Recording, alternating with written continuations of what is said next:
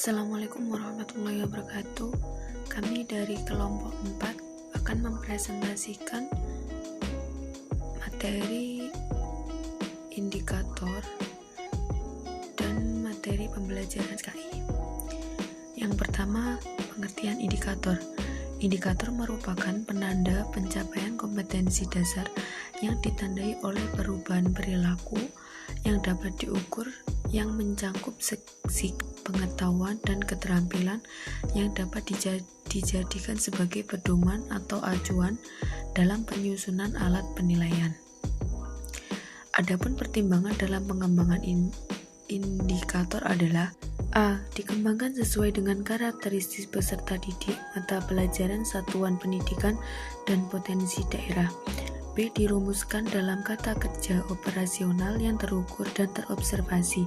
Indikator juga digunakan sebagai dasar untuk menyusun alat penilaian. Fungsi indikator dalam penyusunan silabus yaitu: yang pertama, sebagai tanda-tanda yang menunjukkan terjadinya perubahan perilaku pada siswa.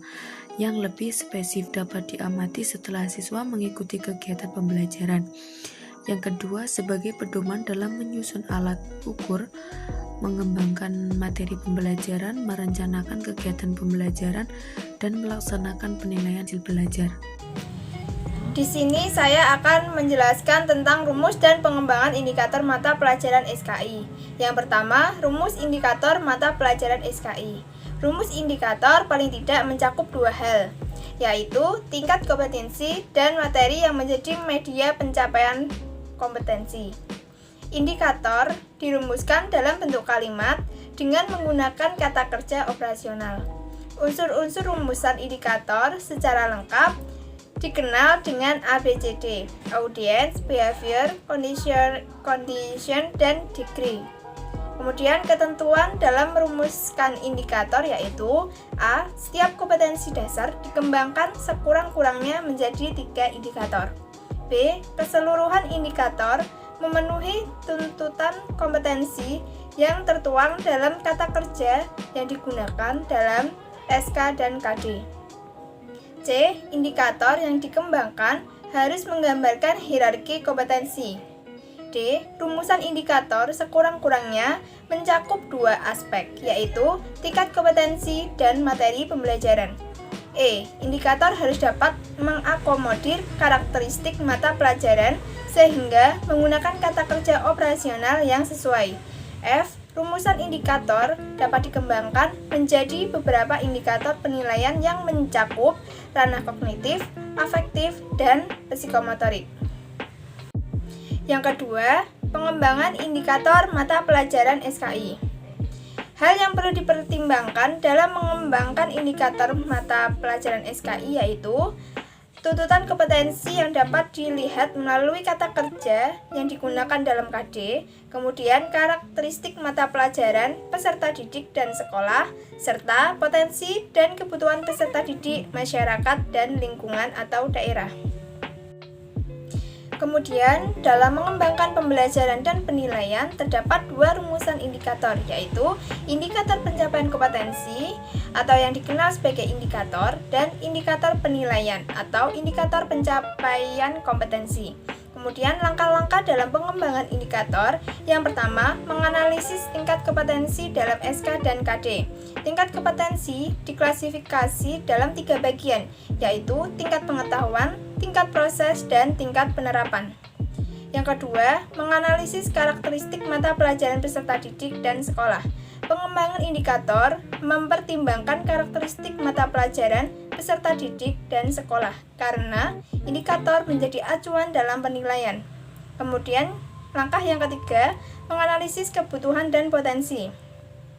Kebutuhan dan potensi peserta didik, sekolah, dan daerah perlu dianalisis untuk dijadikan bahan pertimbangan dalam mengembangkan indikator. Penyelenggaraan pendidikan seharusnya dapat melayani kebutuhan peserta didik, lingkungan, serta mengembangkan potensi peserta didik secara optimal. C. Rumusan dan pemilihan materi pembelajaran mata pelajaran SKI.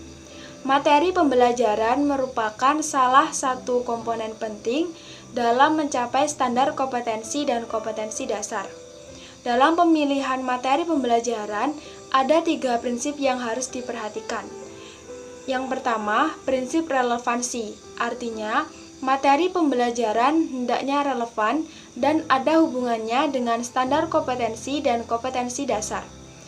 Yang kedua adalah prinsip konsistensi, artinya jika kompetensi dasar yang harus dikuasai siswa ada 4 macam, maka bahan yang harus diajarkan juga 4 macam. Yang ketiga adalah prinsip kecakapan, artinya materi yang diajarkan hendaknya cukup memadai dalam membantu siswa menguasai kompetensi dasar yang diajarkan. Langkah-langkah dalam pemilihan materi pembelajaran. Yang pertama, mengidentifikasi aspek-aspek yang terdapat dalam standar kompetensi dan kompetensi dasar yang menjadi acuan atau rujukan dalam pemilihan bahan ajar. Karena setiap aspek standar kompetensi dan kompetensi dasar memerlukan jenis materi yang berbeda dalam kegiatan pembelajaran atau pencapaiannya. Yang kedua, mengidentifikasi jenis-jenis materi atau bahan ajar. Materi ajar aspek kognitif, afektif, dan psikomotorik. Pada aspek kognitif, materi pembelajaran terdiri dari fakta, konsep, prinsip, dan prosedur. Sedangkan aspek afektif meliputi pemberian respon, penerimaan, internalisasi, dan penilaian. Sedangkan aspek motorik terdiri dari gerakan awal, semi rutin, dan rutin. Yang ketiga adalah memilih bahan ajar yang relevan dengan standar kompetensi dan teridentifikasi. Yang keempat, memilih sumber belajar seperti buku pelajaran, majalah, koran, internet, video, dan sebagainya.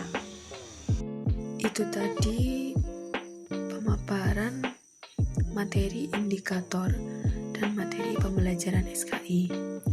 Kami dari kelompok 4, bila ada kurang lebihnya, mohon maaf. Wassalamualaikum warahmatullahi wabarakatuh.